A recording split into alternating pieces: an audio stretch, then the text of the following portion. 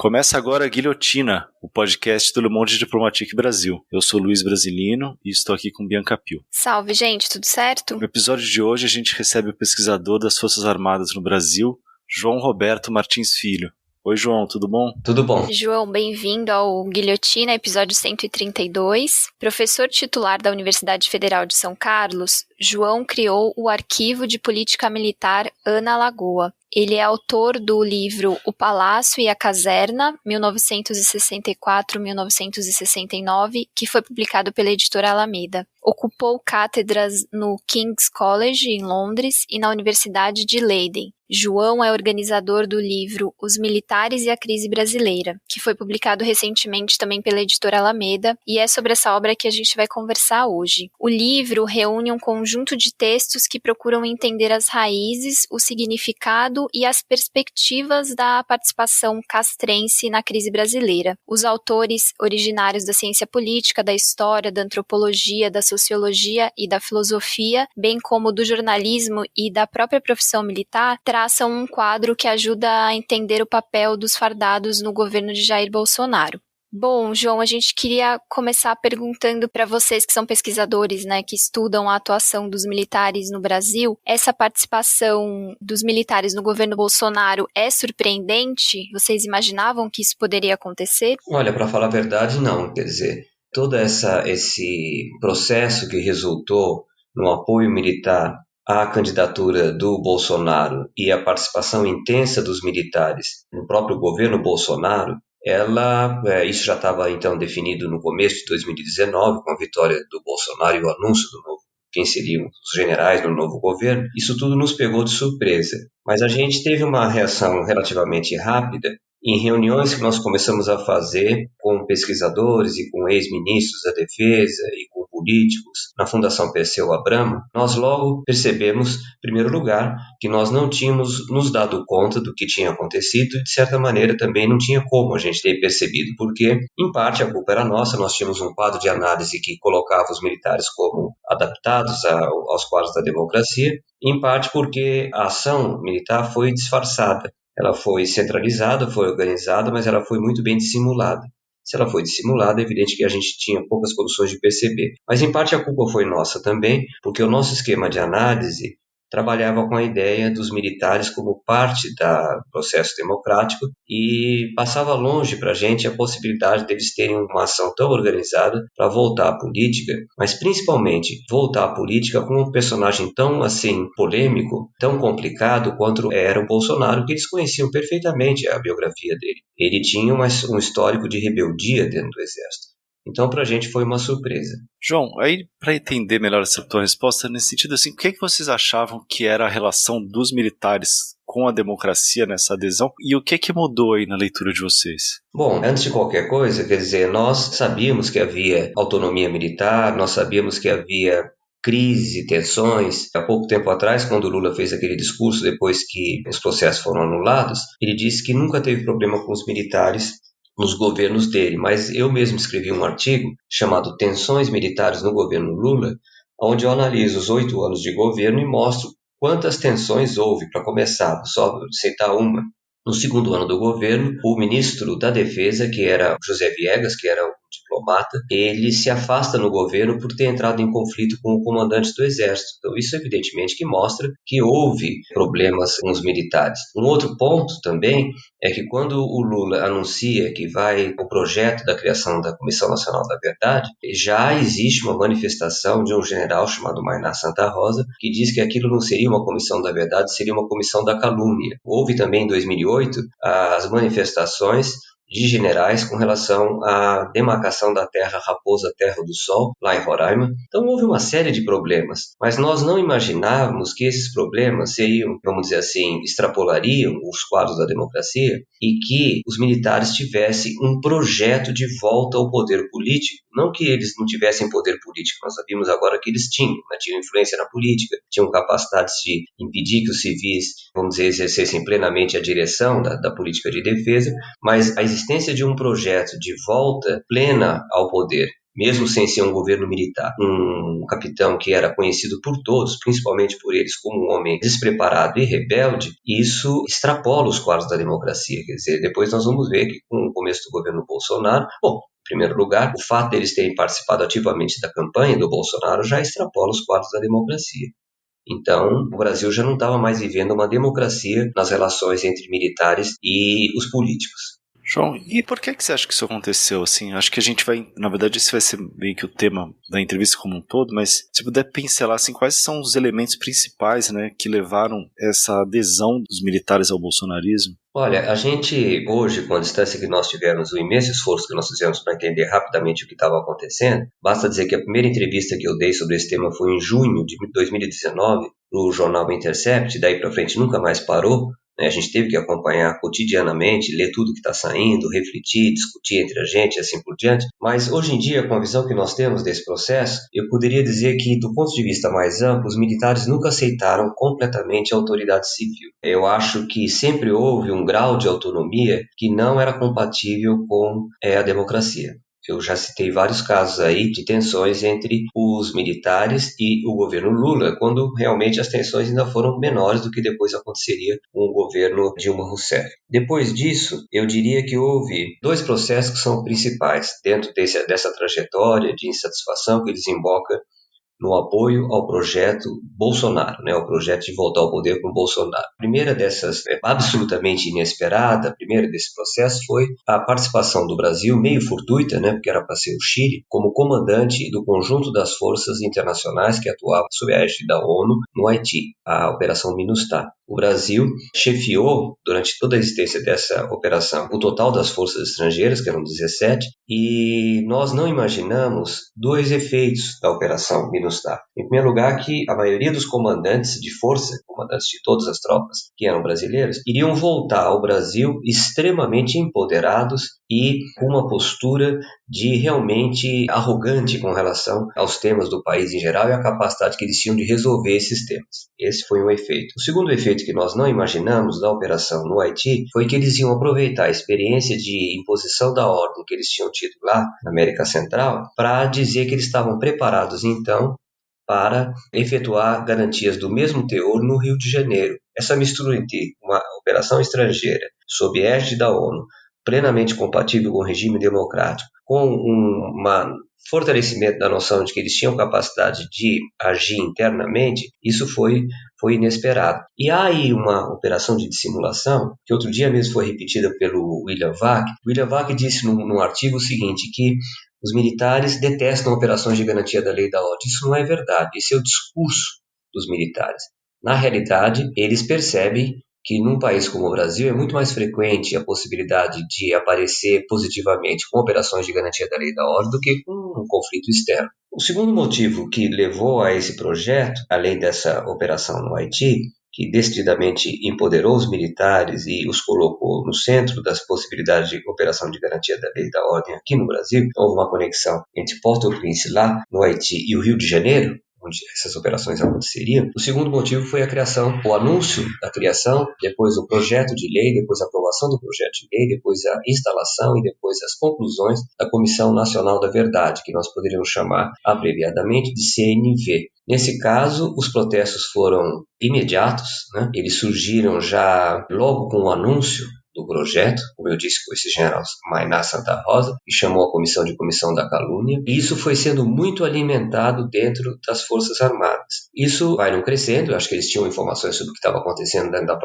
das próprios trabalhos da comissão, eu não sei como que eles tinham essas informações, mas eles com certeza sabiam tudo o que estava acontecendo lá, e quando sai o relatório final, em dezembro de 2014, eles então ficam absolutamente indignados e inconformados, a palavra é essa, inconformados com o fato de tantos generais terem sido apontados como responsáveis pelas torturas, pelos assassinatos e desaparecimentos de presos políticos, e inconformados com o fato dos 5 presidentes militares terem sido citados como responsáveis também no alto da cadeia de comando por esses episódios. A partir dali, realmente, eu acho que eles estão plenamente comprometidos, eu digo, os principais generais, a partir do comandante, porque o ministro da Defesa da época era civil, não podia estar participando disso, era o Celso Amorim, eles já estão nesse projeto. Prova disso é que um mês antes do surgimento do relatório da Comissão Nacional da Verdade, que eles já conheciam com certeza qual seria, eles convidam o capitão Bolsonaro a participar da formatura dos cadetes na Academia Militar de Agulhas Negras,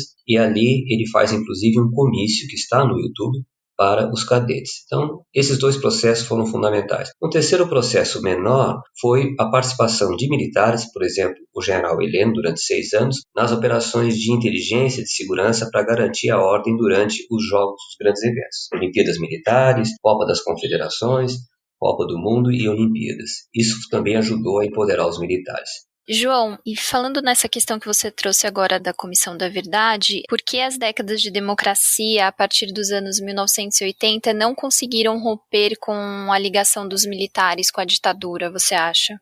Olha, porque isso são fatores já históricos, né? Eu dediquei boa parte da minha vida de pesquisador a estudar o regime militar. Até agora, estou terminando um livro sobre a Guerra das Malvinas, em 1982, e a participação do Brasil naquela crise. Primeiro porque os militares controlaram o processo de abertura do regime. Não que o processo tenha sido totalmente controlado, mas eles praticamente deram a direção desse processo e conseguiram, em 1979, conceder ao país uma anistia, na qual eles incluíram perdão também a crimes chamados conexos, que eram crimes que poderiam levar os militares no futuro, e o futuro agora já chegou, a serem punidos por acontecimentos relacionados à política repressiva nos anos 70.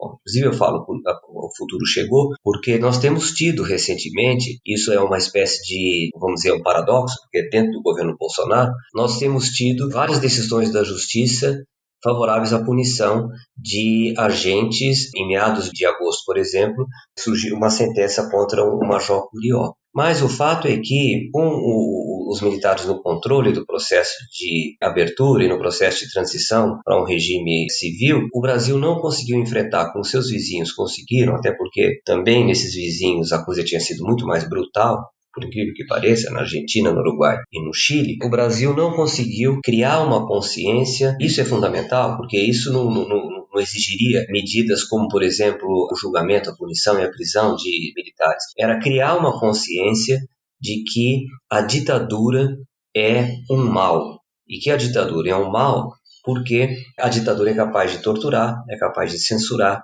é capaz de impedir a livre manifestação política, a livre organização política. A ditadura é capaz de desaparecer com pessoas, é capaz de agir com extrema brutalidade, e o homem vive mal sob uma ditadura. Isso tinha que ter sido ensinado no ensino secundário, como a Alemanha fez com relação ao nazismo. Tinha que ter havido uma decisão nacional que, por mais que isso contrariasse os militares, os brasileiros teriam que ter tido uma educação sobre os males de uma ditadura. Então isso foi sendo levado, ninguém sabia bem o que estava acontecendo, por incrível que pareça agora no governo Bolsonaro, é que muitos daqueles episódios estão sendo debatidos em público, como agora, por exemplo. Então isso criou uma espécie de transição falha, como disse o professor Francisco Carlos Teixeira, uma transição incompleta. Nós nunca enfrentamos o passado. E os militares se sentem à vontade, nesse quadro de falta de enfrentamento do passado, os militares se sentem à vontade para elogiar a ditadura, para dizer que ela não foi uma ditadura, para dizer que não houve um golpe de Estado, e para pegar casos extremos como o de um torturador, Carlos Brigante Ustra, e dizer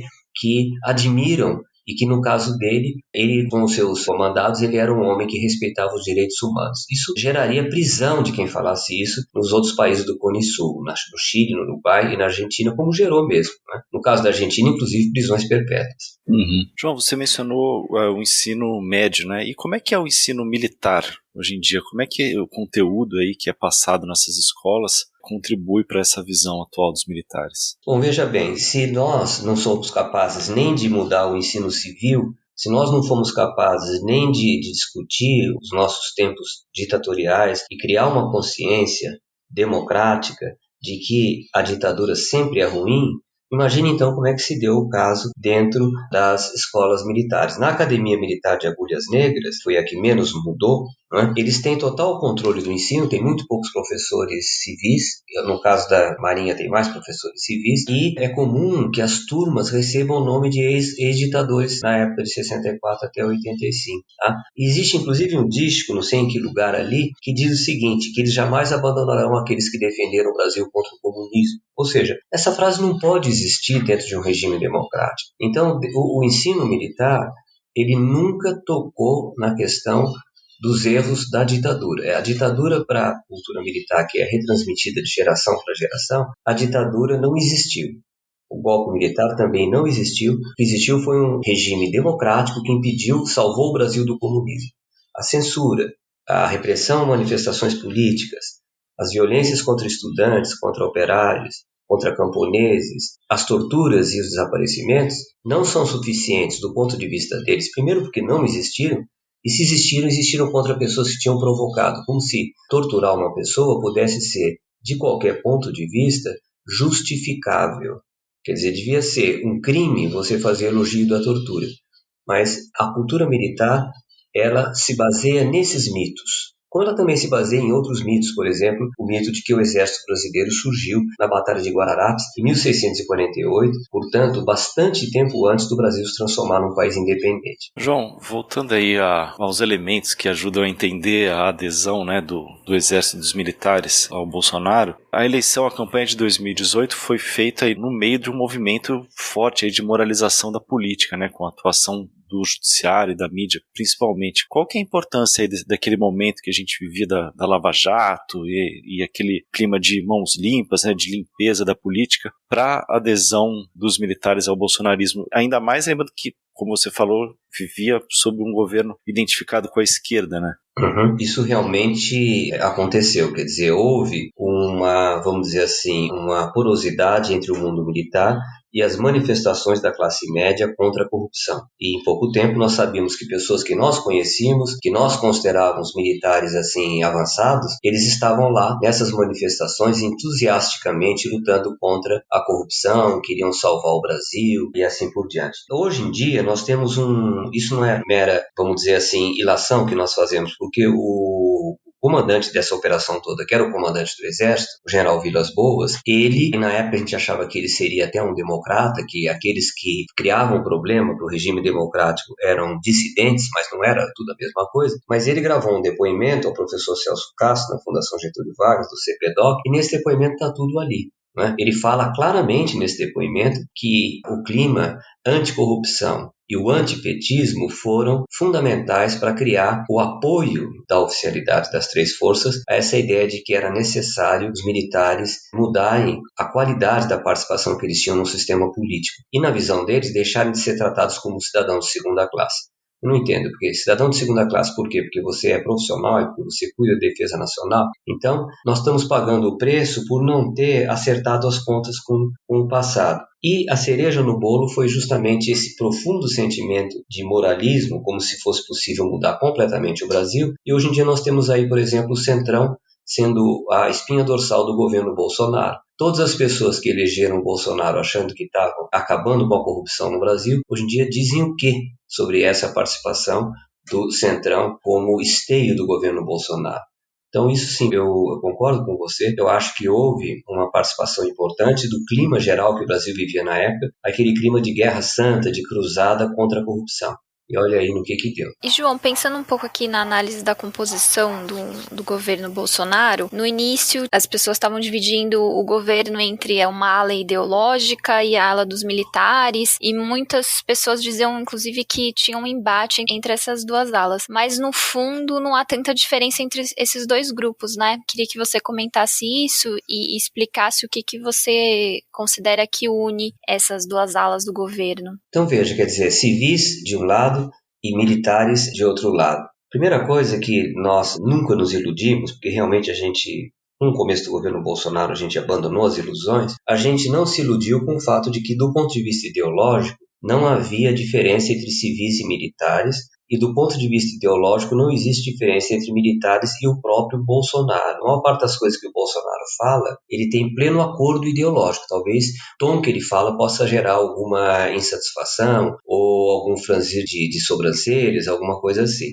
Agora, o fato é que nós nunca usamos essa divisão, eu digo nós, os autores dessa coletânea, que são um grupo que age coletivamente, nós trocamos ideias e assim por diante, nos apropriamos dos conceitos que qualquer dos colegas propõe, a gente não tem esse sentido de propriedade intelectual, essa noção da universidade de carreiras individuais. Eu posso dizer claramente que nós nunca aceitamos essa ideia de que havia um grupo ideológico e um grupo racional. Quem falava isso era a imprensa, mas a quantidade de entrevistas que nós demos antes da saída do livro, inclusive antes da publicação do livro, dizendo que isso não acontecia, pouco a pouco começou a ser assumida também pelos jornalistas, né? Se um dia fizerem uma pesquisa bem feita sobre as matérias de imprensa no governo Bolsonaro, e eu tenho aqui atualmente mais de 2.300 matérias que saíram sobre os militares no governo Bolsonaro, nós vamos ver que certos termos que nós lançamos para o debate, eles foram pouco a pouco sendo incorporados pela imprensa. Um dos termos que nós lançamos, uma das expressões que nós lançamos, é que não havia uma ala ideológica e não havia uma ala que se contrapunha a uma ala racional. Então, isso daí foi um dos temas que foi pouco a pouco aparecendo. Outro tema que foi aparecendo pouco a pouco também foi a ideia, que por sinal termina uma matéria que foi publicada também em agosto no jornal Guardian, dizendo que o Bolsonaro era incontrolável. A primeira vez que eu ouvi falar, fui eu que disse isso para o jornal Guardian, mas a primeira vez que eu ouvi falar dessa palavra incontrolável foi em março de 2019, recém-começado o governo, e que se confirma depois em junho, quando ele demite o general Santos Cruz, que foi um dos grandes artífices da vitória dele para presidente da República. Então é isso.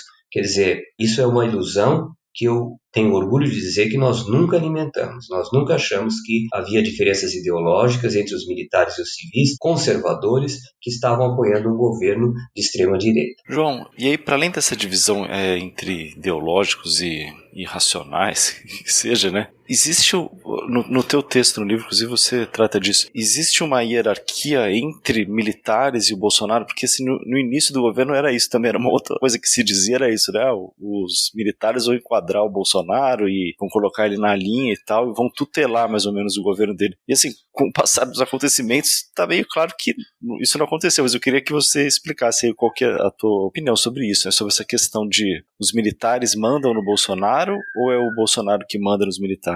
Ou não tem também essa divisão? A ideia de que o governo é um governo militar e que o Bolsonaro não é um agente, ele é praticamente um fantoche na mão dos militares, e que o que nós enxergamos como conflitos, na verdade, são encenações, ela existe e ela é defendida pelo menos dois autores da nossa coletânea, que são pesquisadores, que um deles é um pesquisador acadêmico respeitado, que é o Piero Lerner, e o outro é o único militar que participa da coletânea, que ele constantemente afirma que esse é um governo militar, e que isso acaba negando qualquer agência, qualquer autonomia, a figura do Bolsonaro, em parte, e depois nós estávamos falando de civis, mas não podemos esquecer que os civis mudaram. No começo, os civis eram aquele grupo de pessoas que girava em torno dos filhos do presidente da República e do Olavo de Carvalho, o filósofo que morava nos Estados Unidos. Atualmente está aqui sob tratamento de saúde no Brasil. Mas hoje em dia não, hoje em dia a coisa mudou. Quem são esses civis? São também o Centrão. Boa parte dessa aproximação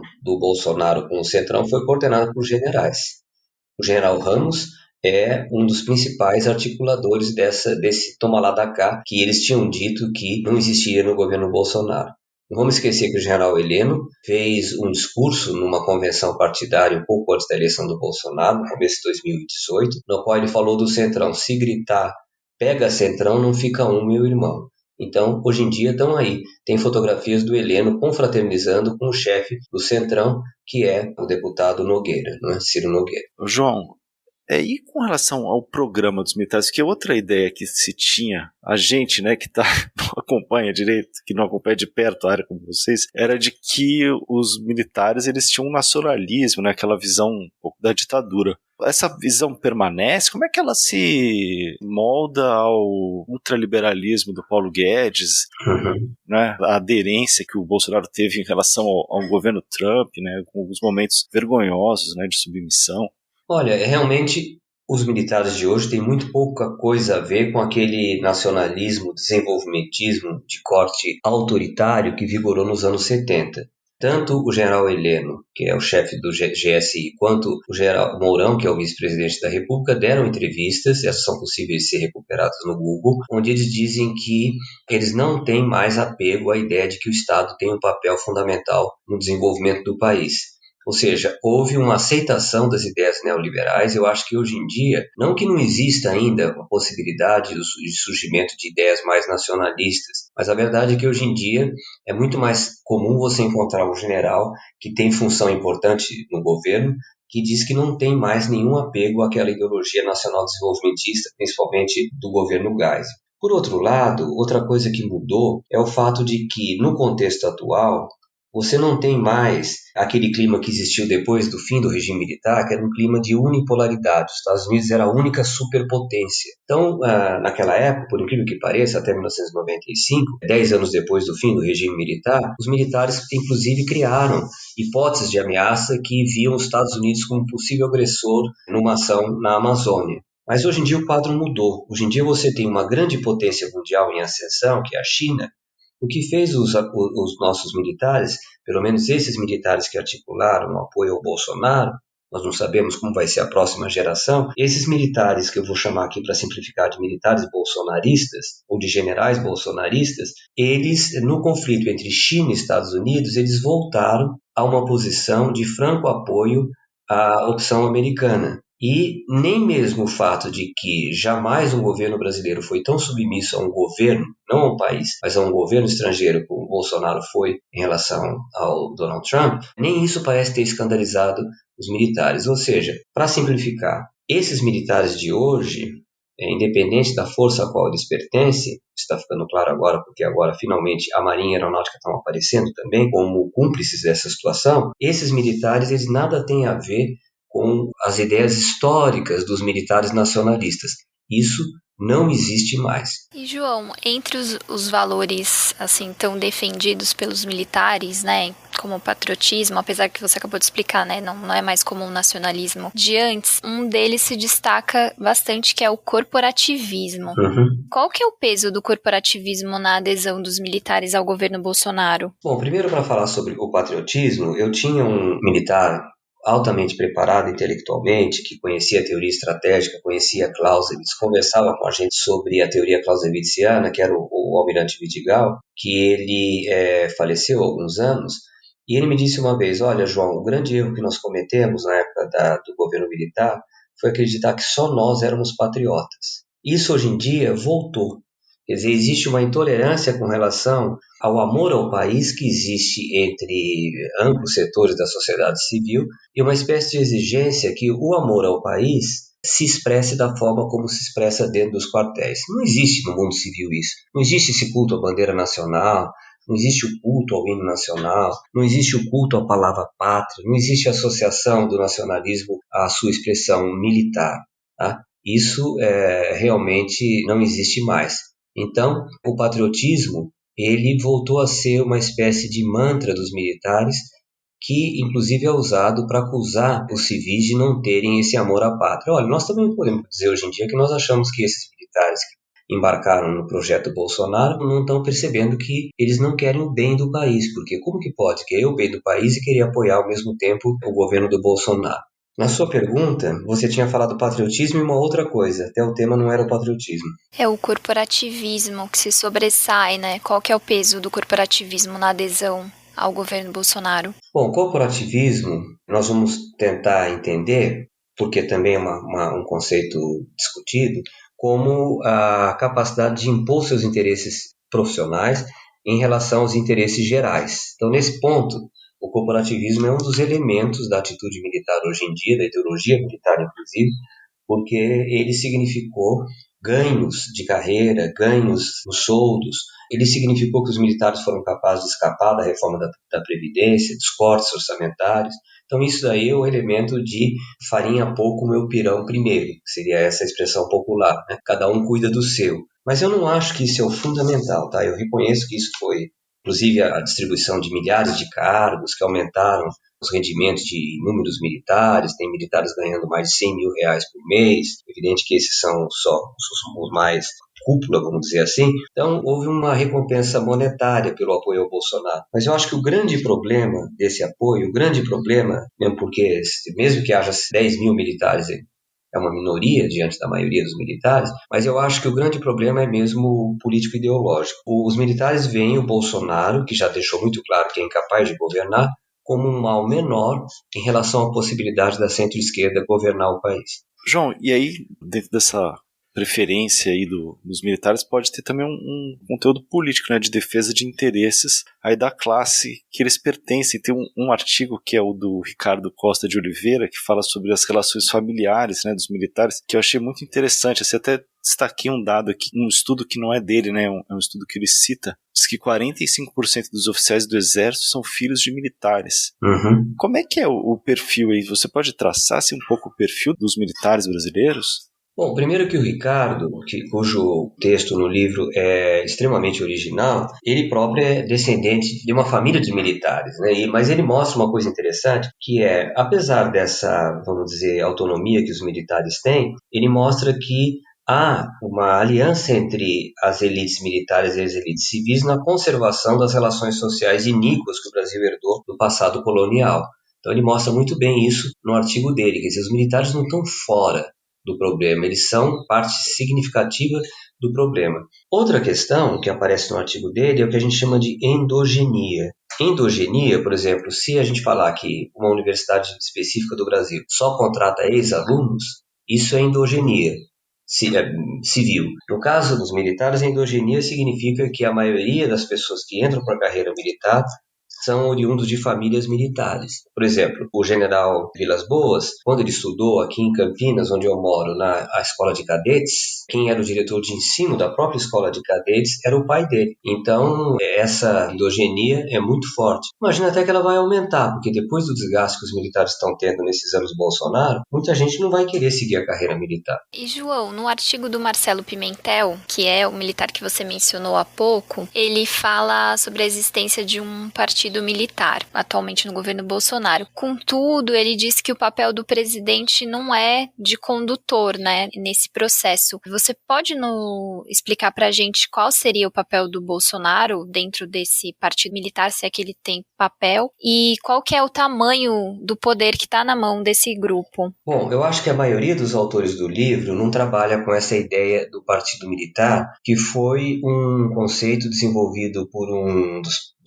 decanos dos estudos de militares no Brasil, que é o professor Oliveiros Ferreira, que era chefe de redação do jornal Estado de São Paulo e professor da USP, porque Oliveiros Ferreira tem uma rara capacidade uma rara erudição, mas seus pontos de vista sobre política eram extremamente conservadores. E Oliveiros Ferreira, antes do golpe militar de 64, chegou a ser o ideólogo da ideia de que os militares seriam a única força política capaz de mudar, atuar de uma forma, um projeto reformista para mudar o populismo brasileiro. Depois ele logo se decepcionou com o regime militar, tudo que ele escreve é importante de ler, mas quem criou o conceito de partido militar, um pouco inclusive baseado nas leituras que ele tinha feito de Gramsci, da literatura marxista, quando o Gramsci falava do Partido Novo, né, que seria o partido da classe operária, o Oliveiros de alguma maneira se inspirou nisso para dizer que no Brasil a força reformista não seriam os trabalhadores. A força reformista seria a única força capaz de vir de fora do sistema, que seria o partido militar, ou seja, os militares agindo de forma unitária como um partido político. O conceito hoje em dia é usado, muito pouco usado, mas quando ele é usado, ele não pode ser também, eu digo, exagerado. Quer dizer, o conceito não pode levar a você considerar que os militares vão, durante muito tempo, agir como um grupo unido, vamos dizer, o partido militar. Por quê? Porque isso é contraditório. Quanto mais militares participarem da política, e isso pode se dar no começo, num momento de crise, como uma força unida, que foi o que aconteceu no Brasil a partir de 2018, mas quanto mais eles se imiscuírem na política, maior a possibilidade que isso acabe gerando divisões dentro dos militares. Se por acaso o governo fosse militar, como também o coronel Pimentel defende, aí já teria havido o que houve no regime militar, que é o surgimento de várias correntes militares, que é a minha tese de doutorado. Eu encontrei pelo menos 4 correntes atuantes, mas qualquer um falava na época que havia 2 correntes, né? Ou seja, os castelistas, que seriam mais moderados, e a linha dura, que seria mais radical. Portanto, se houvesse um regime militar, a política já teria entrado completamente nos quartéis. Tá? E eu não acredito que haja um governo militar, e nem eu levo ao extremo essa ideia de partido militar. Porque a ideia de partido militar, do jeito que ela está sendo usada, ela recusa qualquer tipo de agência a atores civis. Eles não têm nenhuma importância. Ora, eu acho que eles têm importância. Eu vou citar 3 atores civis. O presidente da República, que ele, pelo próprio cargo, ele tem poder. A tendência neofascista que existe abrigada no governo, alguns já foram demitidos, mas eles estão aí. E agora, a força política conservadora, que está presente em todos os governos, amorfa, vamos dizer assim, que é o Centrão. Então, como é que nós podemos observar a cena política brasileira ignorando o papel do Bolsonaro, o papel desses grupos neofascistas, inclusive se expressaram em meados de agosto por aquela convocação para uma manifestação no 7 de setembro pelo cantor sertanejo Sérgio Reis, ou ignorar a força da política tradicional do governo Bolsonaro. É impossível. Você vai analisar os militares em tensão com esses outros grupos.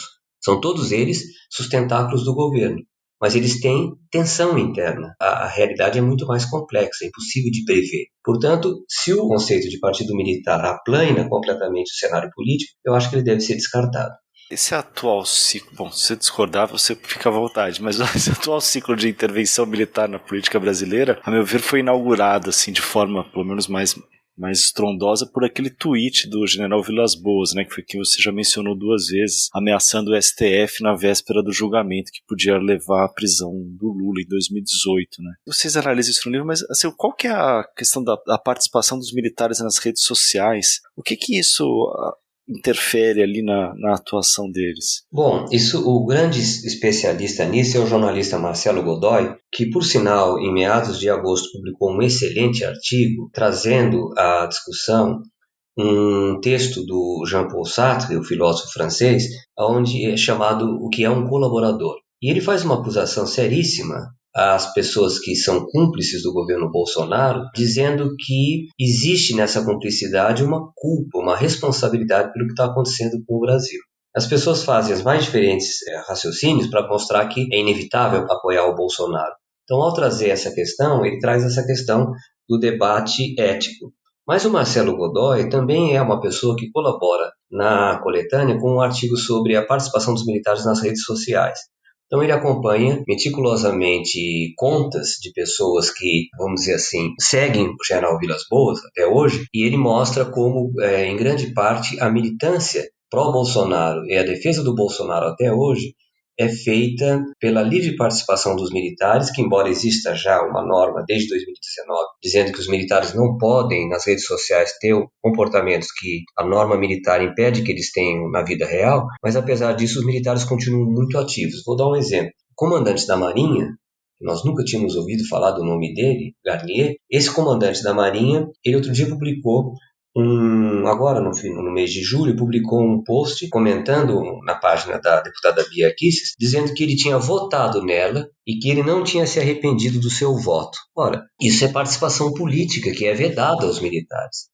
Né? Sem dizer que ele escolheu muito mal do meu ponto de vista. Né? Agora, ele leva uma vantagem sobre isso, do meu modo que ele levou agora com essa parada catastrófica que foi feita no começo de agosto. A vantagem dele é que ele chama a atenção do Bolsonaro e dos seus filhos como um bolsonarista leal. Isso daí gera o fato de que hoje em dia ele é o comandante da Marinha e aparentemente não pretende largar esse osso de forma nenhuma, né? Quando alguém disse que ele devia ter entregado o cargo em vez de fazer aquela exibição de carros de combate obsoletos, depois é que se revelou que ele mesmo talvez tenha proposto isso para o Bolsonaro, sempre com a ideia de que isso fortalece o prestígio dele pessoal junto ao Bolsonaro. E João, a gente queria perguntar para você também sobre um grupo de militares da Reserva de Minas Gerais que publicava o jornal Inconfidência, publicou entre 1998 e 2014, que é um grupo de extrema direita, mas a gente queria entender qual que foi o papel desse grupo para a ascensão do bolsonarismo no Brasil. Está no artigo do Maud Shiryu, né? Uhum. É uma mulher, a Maud Shiryu, ela é uma pesquisadora francesa que fala português perfeitamente, conhece muito bem, acompanha há anos a história do Brasil, o processo político brasileiro. Tem colaborado muito para esclarecer os jornalistas europeus sobre o papel dos militares hoje em dia no Brasil, que eles veem pouco isso está mudando agora. E o tema dela é que existe uma nebulosa, vamos dizer assim, de grupos de direita, e ela analisa um deles, que é o grupo Inconfidência, mostrando então que aquele fenômeno que nós achávamos que era completamente minoritário, sem importância, de alguns fanáticos à margem do mundo militar, se revelou hoje em dia como um dos afluentes que gerou o fenômeno Bolsonaro. Ela reconhece que esse grupo ele era minoritário, mas ao mesmo tempo ela chama atenção para o fato de que as ideias que hoje em dia dominam o governo brasileiro já existiam nas publicações desse grupo, e esse grupo tinha uma porosidade muito forte com relação aos conservadores civis. Então, eles atuavam juntos há muitos anos e nós dávamos pouca importância. O professor Eduardo Heleno, que escreve um dos capítulos também, ele fez a tese dele de doutorado sobre os grupos militares da reserva, inclusive explorando muito essa questão das redes sociais. Os dois trabalham com o mesmo tema. João, agora falando de uma questão um pouquinho mais conjuntural, mas projetando aí para o futuro, você lembrou aí do desfile militar que tivemos em Brasília no dia 9 de agosto, né, que foi aquele evento lá que você falou, aquele desfile de veículos obsoletos para entregar o convite para o presidente participar da Operação Formosa. O que você acha que esse período aí deve deixar marcado aí na imagem dos militares no Brasil? Ou será muito cedo para falar isso também? Não é cedo. Eu acho que houve e está ocorrendo ainda um processo de desprestígio muito grande, de, vamos dizer assim, crise da imagem dos militares junto à sociedade, como resultado direto, por um lado, da participação no governo Bolsonaro, o apoio ao Bolsonaro, por outro lado, da forma peculiar que o Bolsonaro tem de se relacionar publicamente com os militares, que é uma forma em que ele expõe muitos militares ao ridículo. E ele faz os militares passarem vexames inimagináveis. Eles jamais aceitariam passar um vexame desse num governo de centro-esquerda. Então, acho que está havendo, existem já pesquisas que mostram isso, está havendo uma imensa erosão da imagem que os militares têm na sociedade. E, João, você acredita na possibilidade dos militares acompanharem Bolsonaro numa aventura golpista? Existem focos de resistência dentro das Forças Armadas? O fato é que nós não sabemos, tá? O que me espanta mais hoje em dia é o fato de que até hoje não existe evidências, com mais de dois anos e meio de governo, fortes de rejeição ao Bolsonaro dentro dos quartéis. Aparentemente, até essa altura, o Bolsonaro ainda é visto como um mal menor. Como um mal, mas um mal menor. Então, eu gostaria de poder dizer para vocês que o Bolsonaro vai encontrar uma barreira nas Forças Armadas. Hoje em dia, quem está pondo barreira ao Bolsonaro é a Justiça e a imprensa, tá certo? E agora alguns sinais também com a CPI, o Senado Federal.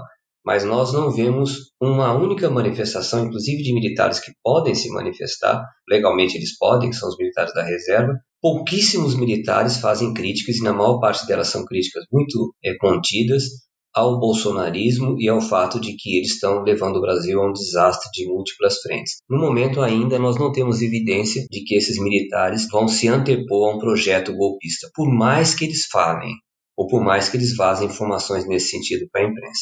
Então provavelmente eles aceitariam, né, embarcariam numa ruptura institucional. Eu não sei dizer se provavelmente, eu diria que ainda não está descartada essa possibilidade. Tá. João, como mudar essa visão dos militares? Como mudar essa mentalidade agora? Porque, né, uma coisa é ter uma visão autoritária, agora outra é aderir a uma ideologia como o olavismo, né, o bolsonarismo, uma coisa extremista, né, com muitos traços fascistas. Você enxerga, vislumbra caminhos aí para um próximo período de normalização da atuação dos militares, ou então, aí talvez até numa segunda pergunta, de construção de umas forças armadas comprometidas com a democracia, totalmente diferente da atual? Olha, enquanto os militares tiverem o papel que eles têm hoje, a própria palavra democracia ela tem que ser usada com cuidado no Brasil. Não cabe na democracia esse tipo de participação que eles estão tendo. Agora, o futuro é uma coisa que nós podemos ter alguma esperança, mas no momento a gente está muito desiludido com relação a qualquer iniciativa que parta dos próprios militares. Eu acho que o que vai ter que haver é que um governo eleito, com a legitimidade do voto, comece a mostrar claramente que a sociedade não quer mais os militares na política. Uhum. Mas como faria isso, João? Assim, nomeando novos oficiais, mudando as escolas militares, punindo alguns desvios que aconteceram aí nesse período? Bom, uma questão complexa, mas, em primeiro lugar, demitindo todos os militares que estão participando em cargos civis. Uhum. Em segundo lugar, não conversando com os militares como se eles fossem um poder político. Eles não são um poder político. Então, teria que haver um programa discreto, mais ou menos considerando relações de força, mas que deixasse claro que não é bem-vinda, que não é normal no Brasil a participação dos militares na política. Mas é lógico que vai se implicar isso em desmontar o esquema que o Bolsonaro montou.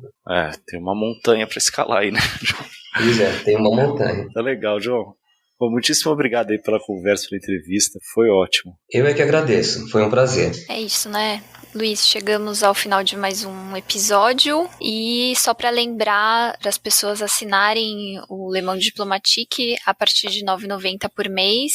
É só você acessar diplomatique.org.br/assine, tem todos os planos e condições explicadinhos lá. E quem quiser mandar sugestão, crítica, pode escrever para guilhotina@diplomatique.org.br.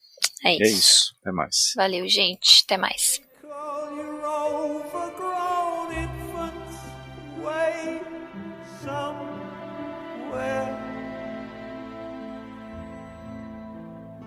Build them a home, a little place of their own, the Fletcher Memorial, home for incurable tyrants and kings.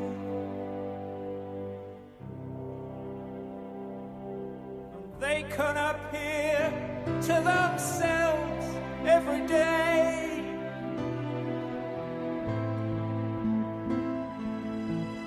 On closed circuit TV to make sure they're still real.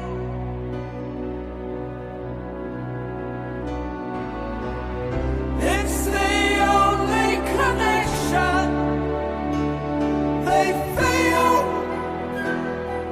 Ladies and gentlemen, please welcome Reagan and Haig, Mr. Bagan and friend, Mrs. Thatcher, the Paisley, Mr. Brezhnev and party, the ghost of McCarthy, and the memories of Nixon. And now, adding color, a group of anonymous Latin American meatpacking glitterati. Did they expect us to treat them with any respect?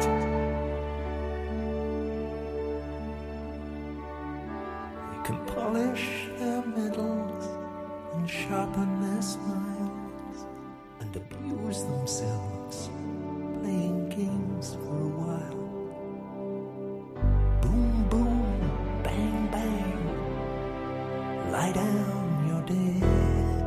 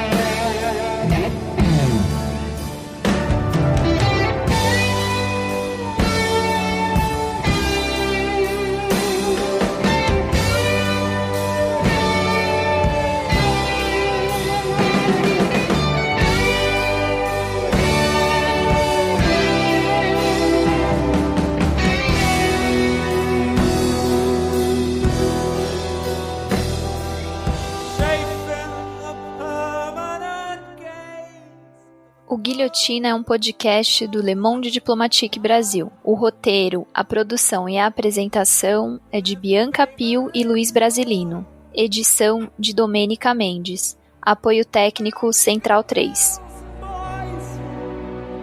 In the Fletcher Memorial, home for colonial wasters of life and limb. Is everyone in?